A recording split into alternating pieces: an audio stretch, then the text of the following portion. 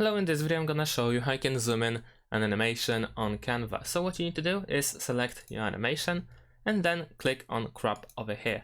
Now from here you want to select any of the corners and then drag them out in order to zoom in. Let's say I'm gonna choose this one and then I'm gonna drag it out. Now over here you can also move the image. Of course, what is outside is the full animation and what is inside is what you will have after you are done with cropping. So now I can move it a little bit inside. So let's say I want this to have inside. And of course, if you want to, you can zoom in furthermore by using the circles outside. So we can zoom in even more. And let's say this is what I want to have. So this is what I will have after I am done.